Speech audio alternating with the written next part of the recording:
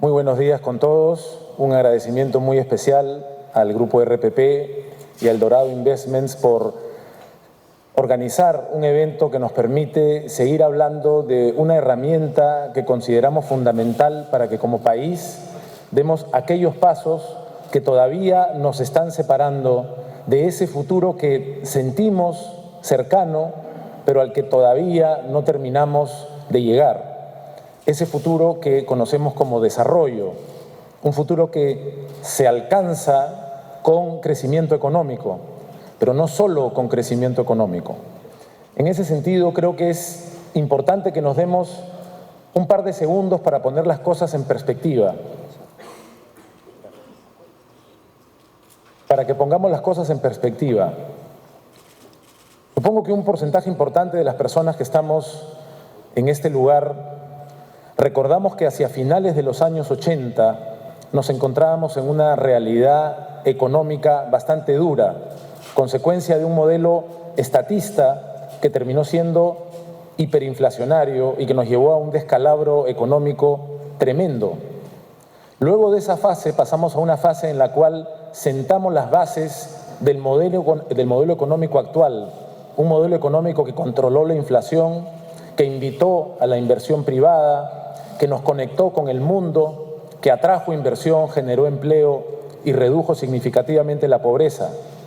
Una tercera etapa, a partir del descalabro de finales de los 80, podría ser la etapa en la que este modelo y sus bases comenzaron a dar frutos, llevándonos a más de 2 décadas de crecimiento ininterrumpido, un mérito al que nos hemos acostumbrado y que costó mucho trabajo y que deberíamos valorar, porque no sucede simplemente de manera espontánea, sucedió como consecuencia de decisiones que tomamos como país. En el lapso, en el transcurrir de esta tercera fase, llegamos a tener momentos de un crecimiento bastante importante, un crecimiento alrededor o por encima del 6%, que generó en nosotros la expectativa realmente ilusoria de que nos hallábamos ya en un camino inexorable hacia el desarrollo. Resulta que hoy sabemos con bastante claridad que independientemente de nuestros innegables méritos para crecer y sostener el crecimiento, muy buena parte de ese crecimiento alrededor o por encima del 6% se debió al contexto internacional, se debió al hecho de que China en particular estaba comprando materias primas a un precio extraordinariamente conveniente para nosotros, de forma que cuando esa dinámica de China comenzó a decaer, nuestro crecimiento también comenzó a decaer. Y volvimos a esto que parece ser un promedio del cual nos sentimos capaces de escapar y que sin embargo no hemos sido capaces de escapar. Esta especie de promedio del 3%, esta especie de trampa de los países intermedios que no conseguimos superar. La pregunta ¿es suficiente que crezcamos a este promedio de una tasa del 3%? Creo que sabemos claramente que no. Deberíamos preguntarnos entonces, ¿a qué tasa deberíamos crecer sostenidamente en los próximos 20 años para abandonar esta sensación promedio, esta sensación de que no llegamos a superar esta etapa, este peldaño en el que estamos para pasar a los peldaños superiores?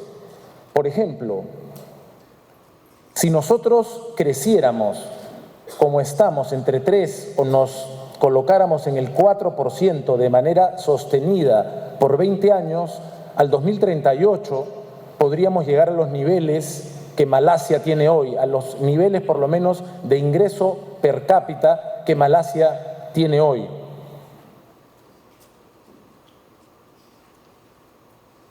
Si en cambio consiguiéramos modificar las cosas para que pudiéramos alcanzar y luego sostener por esos 20 años un crecimiento del 5.5%, podríamos llegar a los niveles de ingreso per cápita que tiene hoy Corea del Sur, una de las economías más admiradas de las últimas décadas.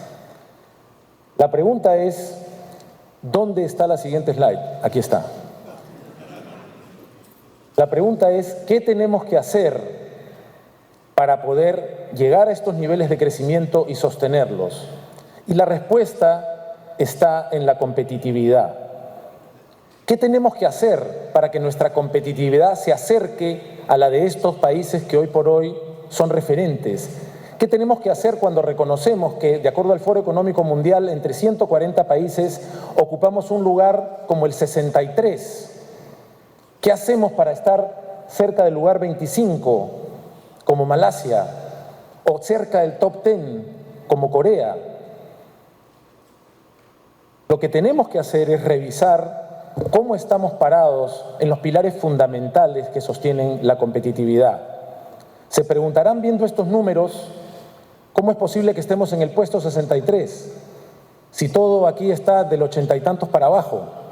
Estamos en el puesto 63 porque estamos en los primeros lugares cuando se trata del marco macroeconómico. En esas medidas ocupamos el puesto 1, compartimos el primer lugar. El trabajo que hemos hecho es extraordinario, nada menos que eso. Pero cuando vemos estos 4 pilares, nos damos cuenta que en infraestructura estamos en el puesto 85 de los 140, que en capacidad de innovación estamos en el puesto 88, que cuando hablamos de la calidad de nuestras instituciones, y ahí debemos pensar fundamentalmente, no solamente, pero fundamentalmente en nuestras instituciones políticas y en nuestras instituciones de justicia, nos deslizamos peligrosamente al puesto 90 y estamos en el puesto 94 cuando hablamos de la adopción de nuevas tecnologías. Si es que consideramos todo lo que hemos conseguido a nivel macroeconómico, ese puesto 63 nos coloca, como decía hace una semana en otra conversación similar, a media tabla. Nosotros no queremos ser un país de media tabla. No merecemos, de hecho, ser un país de media tabla. De hecho, tenemos todo lo necesario para estar bastante más arriba de la media tabla. Pero tenemos que romper con una inercia que tiene una relación directa con la competitividad y que nos mantiene en la media tabla porque estamos más bien lejos del fondo de la tabla en estas 4 variables fundamentales. Tenemos entonces que alcanzar un consenso como país que ponga como prioridad a la competitividad. ¿Por qué es importante que lo hagamos? Porque la competitividad implica fortalecernos de tal manera que seamos capaces de competir en el mundo. Nos hemos conectado con el mundo. Somos un país que se ha globalizado, que ha impulsado como parte de este nuevo modelo importantes acuerdos de libre comercio con las economías más importantes del mundo.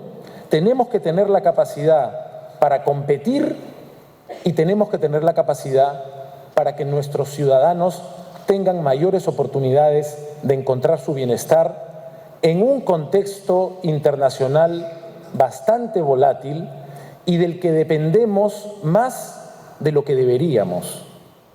Más de la mitad de nuestro crecimiento depende de factores externos a nosotros. Eso tiene sentido en la medida que hemos querido conectarnos con la gran economía global.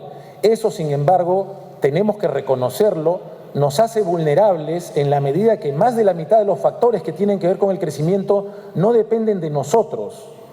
Por eso, un plan nacional para la competitividad y la productividad, porque se trata de un plan que lo que busca es tratar de poner en nuestras manos más de los factores de los que depende nuestro crecimiento.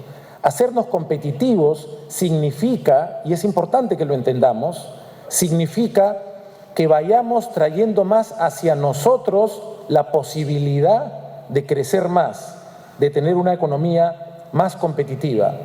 Para esto ya hemos hecho público el Plan Nacional para la Competitividad y la Productividad, que tiene 84 medidas concretas, cada una de estas medidas con sus hitos para que podamos hacerle seguimientos, alrededor de 9 objetivos estratégicos que hemos resumido en 3 grandes desafíos. Estos son los 3 grandes desafíos que debemos emprender para hacer de nuestro país un país más competitivo, un país que genere mayor bienestar y que compita en mejores condiciones en el mundo. Estos 3 desafíos son, el primero, construir un ecosistema que fomente emprendimientos formales, me detengo un instante ahí, La informalidad caracteriza nuestra economía. La informalidad en realidad caracteriza nuestro modo de vida. La informalidad no es una característica de lo laboral en nuestro país. La informalidad es una manera de vivir que incluye lo laboral, que incluye lo tributario, pero que abarca también desde la autoconstrucción hasta nuestro sistema político, claramente informal todavía. Queremos un ecosistema que fomente emprendimientos formales, que contribuyen con la productividad y que contribuyen como contribuyentes también con la recaudación, pero que además sea un ecosistema que sea productivo. Y hay una vinculación muy clara entre la formalización, la conexión con el financiamiento, con el mercado, con el mundo y la productividad. El segundo gran desafío es integrar nuestra economía. Nuestro país todavía no ofrece las condiciones mínimas para que estemos convenientemente integrados entre nosotros y hacia el mundo. Pero se trata también de una integración que tiene que ir acompañada con la diversificación de nuestra economía. No podemos ser una economía que no solo depende tanto del contexto internacional, sino que es tan dependiente también de los metales, del precio de los minerales. Para conseguir independizarnos de eso, de alguna manera podríamos decir que a tan poquito de celebrar 200 años de la independencia que nos hizo república, tenemos que trabajar ahora para una nueva independencia. Esta independencia es la independencia del mercado internacional y específicamente la independencia respecto de los precios de los metales. Para independizarnos de eso, tenemos que tener una economía más diversificada, una canasta más variada. Y por último, tenemos que promover un crecimiento que sea inclusivo, que haga que más actores en nuestra economía se beneficien del crecimiento y al mismo tiempo, porque vivimos en tiempos extraordinariamente difíciles para el planeta, que sea un crecimiento sostenible. No se trata de crecer más los próximos 10 años, los próximos 15 años. Se trata de que consigamos de que las próximas generaciones tengan como nosotros las oportunidades de atender adecuadamente sus propias necesidades. El primer desafío, entonces, es el desafío de construir un ecosistema que fomente tanto el emprendimiento formal como el emprendimiento productivo.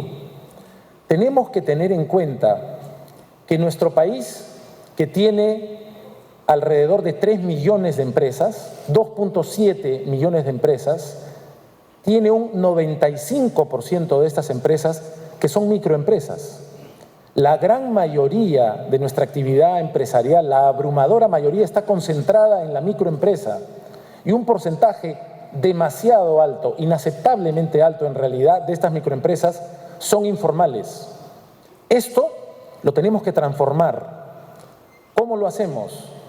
Tenemos que conseguir que una burocracia que se ha convertido en un obstáculo para la formalización se convierta en una burocracia ágil. Tenemos que conseguir que la normativa que tienen que cumplir las empresas sea una normativa clara y una normativa de fácil cumplimiento, que le facilitemos la vida a los emprendimientos para que se vuelvan formales. Tenemos que reconocer que tenemos que ofrecer un financiamiento accesible, de bajo costo, a estas empresas para que puedan financiarse de manera adecuada y puedan fortalecerse en lugar de recurrir una vez más a financiamientos informales, extremadamente onerosos y que hacen, como mencionaba el ministro de Comercio Exterior y Turismo en una reunión pasada, que un inaceptable porcentaje de empresas desaparezcan en el tiempo en el ámbito exportador. De cada 10 empresas, alrededor de 8 o 9, pasados 10 años, ya no existen. Tenemos que darles un financiamiento adecuado, accesible, de bajo costo. Tenemos también que acompañar a estas microempresas en el desarrollo de sus planes de negocio, en su conexión con diferentes regiones del país o de la región o del mundo entero, facilitando el comercio exterior, específicamente un comercio exterior que no hemos potencializado del todo, que es el comercio de servicios. Tenemos que hacer un acompañamiento general de estos 3 factores para que los grandes esfuerzos de nuestras microempresas tengan productividad. En el primer ámbito, en el ámbito de darles mejores fuentes de financiamiento, este Plan Nacional de Competitividad incluye el Fondo Crecer, incluye el Fondo de Capital Emprendedor, fondos que pondrán a disposición de nuestros microempresarios en mucho mayor nivel, no solamente préstamos, sino también garantías para que puedan entrar adecuadamente al mercado. Llamo también la atención sobre el Fondo para el Pequeño Productor Agropecuario, porque también este plan de competitividad se lanza mientras que paralelamente, a través del Ministerio de Agricultura y con la colaboración de varios ministerios, incluido el Ministerio de Economía y Finanzas, estamos dando mejores condiciones para que los pequeños productores agrarios, aquellos que no se han sentido parte de este extraordinario milagro de la gran agroexportación, también se vinculen a estas cadenas y se fortalezcan. Así que estas medidas, así como el sistema de garantías mobiliarias y las plataformas para órdenes de compra estatales, así como el fortalecimiento de compras Mi Perú, de manera que las compras estatales sean también un motor para la micro, la pequeña y la mediana empresa, se trata de todo un conjunto de medidas que quiere ayudar a que las fuentes de financiamiento de las microempresas se vuelvan accesibles, mayores y se vuelvan menos costosas. También necesitamos hacer y estamos haciendo un esfuerzo en la simplificación administrativa. Hace pocas semanas hemos anunciado en Consejo de Ministros la presentación de un 6º decreto supremo. Esto ya viene desde hace varios años, no es producto solamente de esta gestión. 6 decretos supremos que han permitido medidas de simplificación administrativa que hemos calculado han generado un ahorro para ciudadanos, así como para empresas, de más de 200 millones de soles en trámites que se han eliminado, que se han considerado redundantes y que no tienen que ser llevados a cabo por la ciudadanía. También mantenemos desde la Secretaría de Gestión Pública un permanente análisis de calidad regulatoria que busca que una serie de trámites y normas faciliten y no obstaculicen el desarrollo del emprendimiento. Adicionalmente, desde lo tributario, tendremos un régimen único tributario para las pymes, algo que hará que las reglas sean más claras y que contribuir con el fisco sea más fácil, ya que necesitamos que también crezca la recaudación. Vamos a seguir implementando estos centros de mejor atención al ciudadano que facilitan, no solamente facilitan, sino que concentran muchos de los servicios que las empresas y los ciudadanos necesitan hacer en un solo lugar, con una sola ventanilla. Y vamos también a potenciar la plataforma, a seguir aumentando y ofreciendo más servicios en la plataforma PIDE, la plataforma de interoperabilidad del Estado. Como decía, el apoyo a las pymes tiene también que ser un apoyo de acompañamiento, acompañarlas en el desarrollo de sus planes de negocios, acompañarlas a que tengan mayor acceso a tecnología, que tengan este apoyo que damos con los centros de desarrollo empresarial en combinación con los centros de innovación productiva y transferencia tecnológica, que son los CITES. Aquí está presente la ministra de la Producción, con quien además estamos trabajando una mejor utilización de los fondos que ofrecemos, los fondos para la innovación que ofrecemos para las MIPYME, para que en lugar de tener pequeños y diversos fondos que hemos descubierto muchas veces se superponen unos a otros, tengamos un gran fondo, una gran mirada que facilite la innovación y el uso de tecnologías. También vamos a hacer un acompañamiento para la mejora en el trabajo de los mercados de abastos. Fíjense que estamos concentrándonos ahí donde mayores oportunidades tenemos, en este océano enorme de microempresas que constituyen la mayoría de nuestras empresas. El techo es tan grande a nivel de productividad que conviene que recordemos que la productividad laboral de nuestras microempresas, cuando la comparamos con la productividad de nuestras grandes empresas, es de una diferencia abismal. La productividad de las microempresas en nuestro país representa el 4% de la productividad de la gran empresa. Cuando miramos a las economías de la OCDE, se trata de economías donde la pequeña, la microempresa, tiene una productividad que supera la mitad de la productividad de las grandes empresas, se acerca al 60%. Miren la enorme oportunidad. 4% es tan bajo, es tan cercano a cero, que este conjunto de medidas va a ayudar específicamente a que la enorme mayoría de microempresas y pequeñas empresas del país eleven su productividad y, por lo tanto, la de la economía en general. El segundo gran desafío es integrar y diversificar nuestra economía. Tenemos claramente un problema de infraestructura para que nuestros emprendedores, nuestros productores puedan llegar a sus mercados de destino con menos costos logísticos, con menos mermas, con mayor facilidad y, por lo tanto, con mayor eficiencia. Pero también, como mencionaba en la introducción, necesitamos que se trate de una oferta diversa, más sofisticada, que busque diferentes nichos y diferentes mercados. En este sentido, la noticia principal que anunciamos la semana pasada es el Plan Nacional de Infraestructura para la Competitividad. Para que esto sea realidad, tenemos que desarrollar una infraestructura y con el apoyo del gobierno británico, con el apoyo del Banco Interamericano, de la cooperación suiza, hemos elegido a través de una metodología 52 proyectos que hemos priorizado, proyectos de alto impacto para integrar nuestro país, para que una cantidad de productos puedan llegar con energía más barata, a través de vías de comunicación adecuadas, a puertos que faciliten su llegada al mercado exterior. Este plan de competitividad, este plan de infraestructura que hemos presentado la semana pasada, tiene además el fortalecimiento de otras 2 medidas que hemos anunciado el día de ayer que se publicaron los decretos supremos. Por un lado, voy a hablar un poquito más en detalle de esto luego, aprender de las extraordinarias lecciones que nos han dejado los Juegos Panamericanos, y es una oportunidad más de saludar la presencia de Carlos Neuhaus y de felicitarlo a él y a todo su equipo por habernos,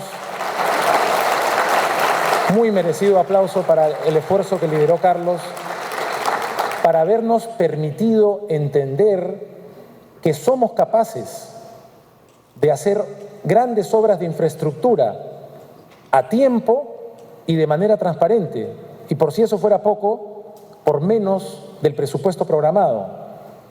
Es decir, si hemos podido hacer estos Juegos Panamericanos de clase olímpica, somos capaces de querer hacerlo, somos capaces de sacar adelante estos grandes 52 proyectos iniciales del plan de infraestructura, aprendiendo de las lecciones de los Panamericanos. Parte de esas lecciones, lo hablaré con un poquito más de detalle luego, tiene que ver con los PMOs y tiene que ver con utilizar esta herramienta tan importante del Plan BIM, así como los contratos NEC. Es decir, no solamente hemos utilizado una metodología para elegir 52 proyectos de alto impacto, sino que la implementación y la ejecución de estas obras de infraestructura va a venir acompañada de la metodología que utilizamos exitosamente en los Panamericanos. Además de tener una infraestructura que haga más fácil la conexión de nuestros productores con sus mercados de destino, vamos y tenemos que hacer un impulso mayor al comercio exterior. Para eso vamos a aplicar el modelo FAST en aduanas, vamos a potenciar la ventanilla única de comercio exterior, elevándola a un 2.0, vamos a tener una plataforma para el desarrollo de nuestra oferta exportable y vamos a poner un énfasis particular, lo ha anunciado antes nuestro ministro de Economía y Finanzas, en las zonas económicas especiales, con un énfasis particular, porque se ha demostrado exitosamente en otros países de la región, en tecnología y conocimiento. No se trata simplemente de hacer zonas económicas especiales que puedan convertirse en maquilas. Se trata de apuntar a zonas económicas especiales que además con un impacto regional nos ayuden a acercarnos a las economías más avanzadas. Necesitamos además, lo vimos cuando vimos el ranking, revertir la situación que tenemos respecto de la innovación. No estamos haciendo lo suficiente y el plan de competitividad busca impulsarnos en el sentido de una mayor innovación. Una manera es extender los beneficios y los incentivos tributarios para investigación y desarrollo. Otra vez, el techo que tenemos aquí es altísimo. Tenemos que ser un país que invierta mucho más y que facilite la dirección de recursos en el sentido de investigación y desarrollo. A eso me refería también cuando hablaba del ordenamiento de los fondos públicos para innovación, específicamente en tecnologías de innovación y de la información. De la mano del CONCITEC, además, hemos creado el programa de cuerpo de investigadoras e investigadores de nuestro país. Tenemos ya una significativa cantidad de investigadores del más alto nivel que completan sus doctorados y que se quedan fuera de nuestro país.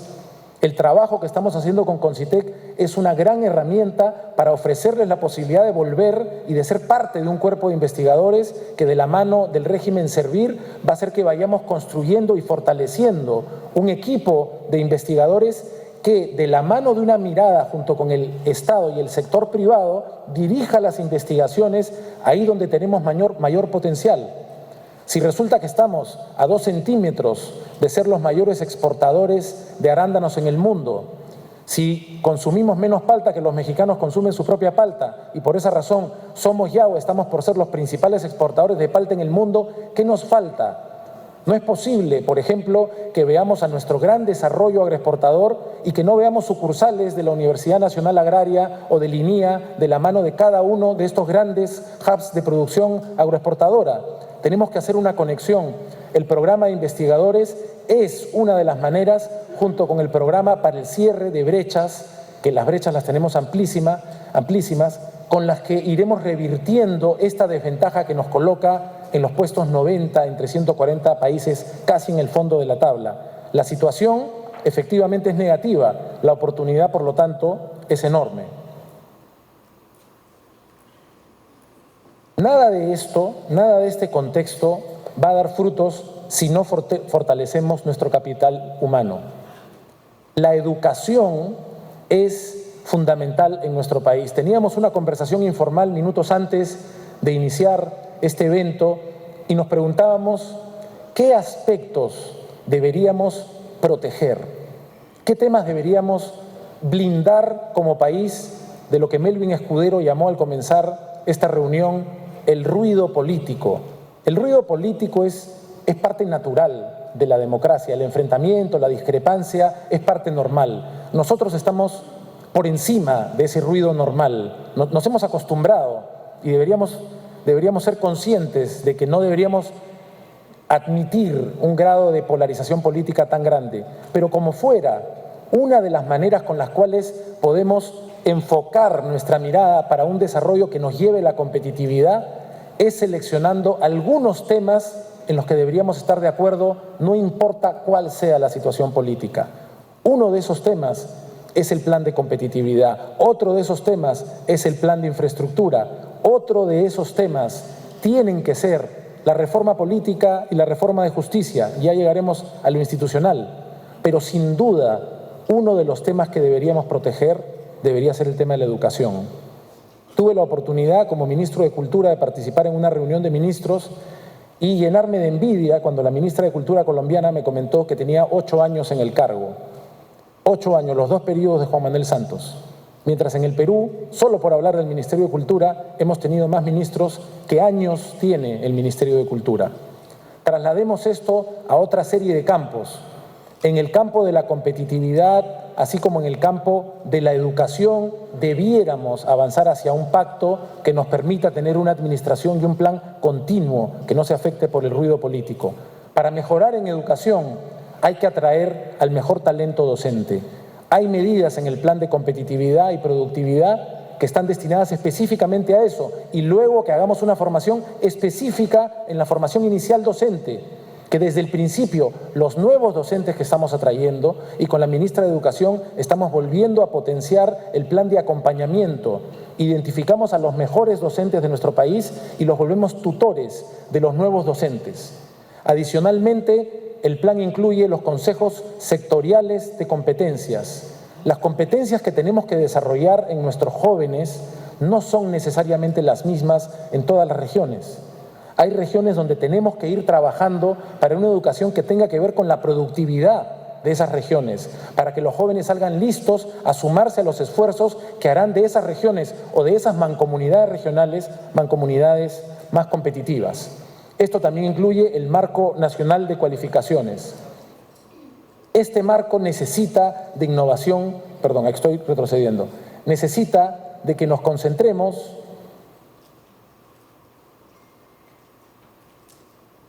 disculpen, estoy pasando el desafío 3, pero no hemos terminado el desafío 2.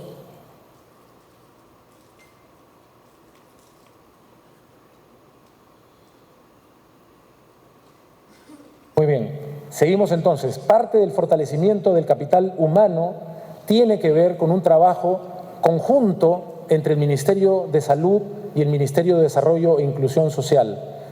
El ministerio, este último, el de Desarrollo e Inclusión Social, tiene una estrategia vinculada a la primera infancia.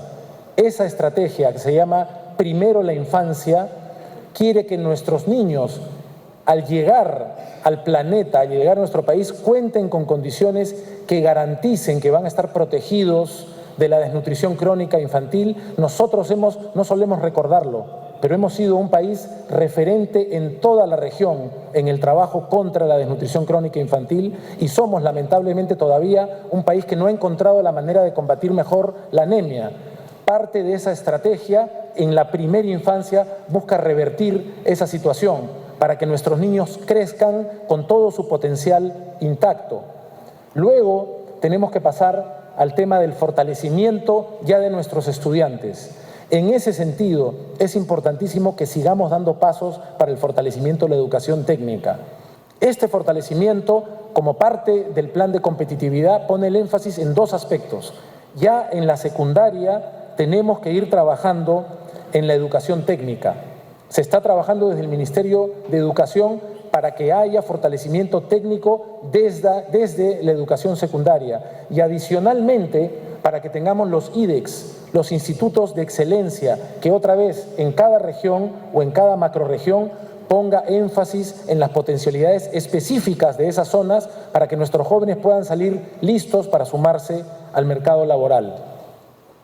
Por último, hablando de lo laboral, tenemos que tomar medidas, y el plan las incluye, para que sea más fácil que nuestros jóvenes puedan acceder a modalidades formativas.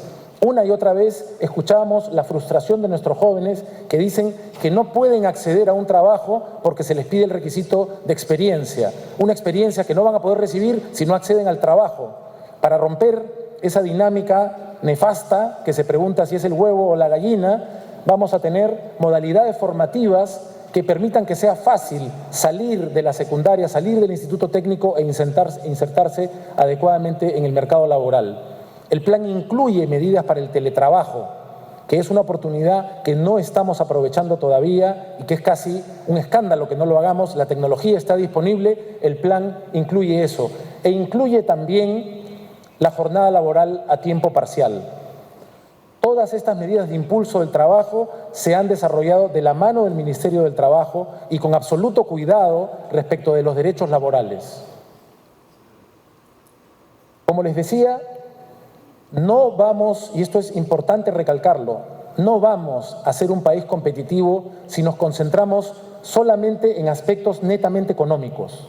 La competitividad es un contexto y ese contexto necesita de instituciones sólidas. Lo que hoy llamamos ruido político es un ruido que en parte tiene que ver también con nuestra falta de institucionalidad política. De ahí el esfuerzo por sacar adelante una reforma política que haga que tengamos partidos políticos sólidos, consistentes, predecibles. De alguna manera, así como nuestras microempresas tienen que alejarse de la informalidad improductiva y pasar a una formalidad competitiva, nuestros partidos políticos tienen que dejar de ser movimientos espontáneos e improvisados con financiamientos poco claros y pasar a ser instituciones.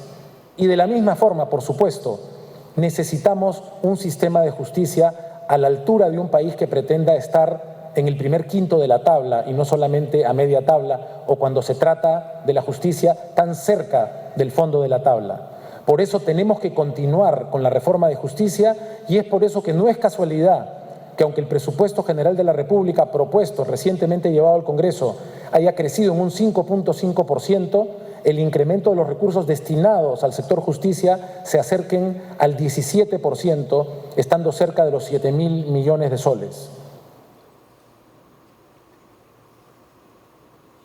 El crecimiento al que aspiramos es un crecimiento que tiene que tener en mente de manera urgente a la sostenibilidad.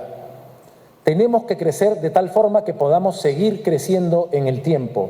Esto implica que impulsemos la gestión integral de recursos y que llevemos adelante algunas medidas específicas. Por ejemplo, esta del bono del chatarreo, de hecho, ya fue entregada al Congreso y es parte de otras medidas que pretenden que nuestro crecimiento pueda al mismo tiempo ser un crecimiento cuidadoso de un ambiente que es demasiado obvio en los últimos años, está pasando por un momento de urgencia que podría llegar a ser, ya lo dicen algunos, irreversible. Ya no se trata de un problema que podría llegar a suceder. También en este aspecto, lamentablemente, nos hemos ido malacostumbrando. Lo que vemos en las noticias, tan lejos como los tifones de la India o tan cerca como los incendios de la Amazonía, es una realidad que necesita de una mirada de desarrollo y de competitividad que tenga en cuenta las energías renovables y un crecimiento que tenga en mente la sostenibilidad. Para que todo esto que estamos presentando hoy sea realidad, hemos tenido comités técnicos público y privados. Este plan que estamos presentando ha sido consensuado entre el sector público, el sector privado, la sociedad civil y también la academia. Pero no solamente estas medidas son fruto de un esfuerzo conjunto. La idea es que estas medidas sean acompañadas permanentemente por estos diferentes actores, de forma que estos comités van a acompañar este plan en el tiempo. Ya estamos dando cumplimiento a los primeros hitos. Y aquí tenemos algunos de nuestros objetivos prioritarios y los avances que ya venimos haciendo para que se hagan realidad. Como saben, para el tema de infraestructura, ya presentamos el Plan Nacional de la Infraestructura para la Competitividad, hemos sacado los decretos supremos que buscan implementar los PMO y esta herramienta del BIM. En lo que se refiere a capital humano, ya tenemos un marco nacional de cualificaciones y el aplicativo informático para la lucha contra la anemia ya existe para que podamos supervisar las visitas domicilio por domicilio para tratar de revertir el problema de la anemia. En cuanto al objetivo prioritario de financiamiento, ya hemos entregado al Congreso la normativa para que el Congreso apruebe del crowdfunding y necesitamos el sistema de garantías mobiliarias y, como les mencionaba, hemos acercado ya al Congreso la medida del bono del chatarreo que permita que nuestro parque automotor se renueve y que la calidad del aire que respiramos mejore. Y, como les decía, el día de ayer, y esto es parte de este cumplimiento y parte adicional del compromiso de este gobierno por hacer realidad que toda esta infraestructura avance, hemos presentado 2 decretos supremos, uno, en realidad ambos, recogiendo parte de la gran experiencia de los panamericanos para que nuestro Estado se modernice. Ya hemos comenzado por el Ministerio de Economía para que tenga una gran oficina propia del PMO, trabajar con estas oficinas de management requiere que en el Estado tengamos oficinas espejo, de alguna manera.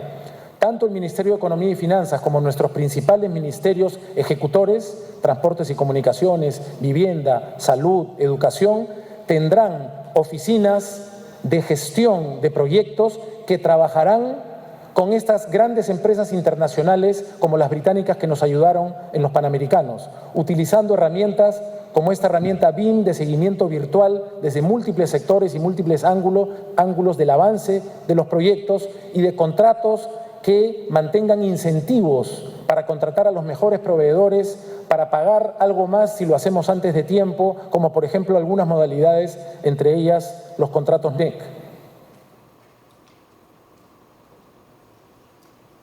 Ya hay un paquete inicial como parte de este plan, un paquete normativo. Hay algunas medidas que ya mencioné, que ya entregamos. Estas son otras 7 medidas que estamos por entregar al Congreso para que este plan de competitividad comience a tener un avance constante desde sus primeros hitos.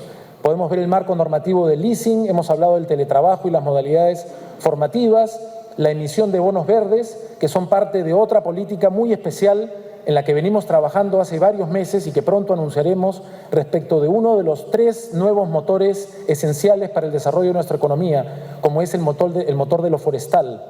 Se trata de una industria que va de la mano con el cuidado del medio ambiente y que para un país que tiene entre el 60 y el 70% de su territorio en la Amazonía será uno de los elementos esenciales para desarrollar una industria como la forestal que no solo cuide el medio ambiente, sino que además es intensiva en mano de obra.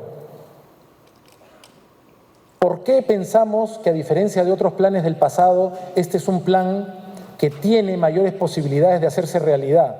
porque ha sido creado en un trabajo cercano con la academia, el sector privado y la sociedad civil, y porque hemos presentado, siguiendo con el espíritu que es parte de nuestro ADN desde el mundo andino, el espíritu colaborativo del AINI. Hemos creado esta plataforma que ya está disponible, en la que cualquier persona, específicamente la academia, muy importantemente la prensa, puede hacer un seguimiento de dónde estamos en cada uno de los 9 objetivos prioritarios, en cada una de las medidas, en cada uno de sus hitos. Podemos saber si hemos avanzado lo suficiente, si no lo hemos hecho o si en algunos casos hemos avanzado más rápido de lo que nos habíamos planteado para sacar adelante este plan. Acá tienen una imagen, es bastante accesible y nos va a permitir medirnos y exigirnos todo lo que necesitamos. Somos un país que se ha dado cuenta en pocas décadas de que hemos pasado de ser un país al borde del colapso hiperinflacionario y además violento a finales de los 80s y comienzo de los 90s, a un país ahora expectante, un país que puede mirar a la distancia la posibilidad de alcanzar el desarrollo. Lo mismo ocurría hace unos años en los 90s con Malasia y Corea del Sur. La idea es que ahora construyamos entre nosotros un país que ponga el foco en resolver los problemas que tenemos, en evidenciar las brechas que nos separan del desarrollo y en acercarnos a ese desarrollo por la vía de un plan de competitividad que ha sido diseñado de la manera más seria para que nuestro país pueda ser ese país que queramos dejarle a nuestros hijos. No solamente un país que crece, no solamente un país que se queja de no crecer tanto como querría crecer, sino un país que, más allá de crecer económicamente, pueda unirse dentro de pocos años, y si trabajamos bien, podríamos estar todos vivos para verlo, en un país que pueda llamarse por fin una nación desarrollada. Muchas gracias.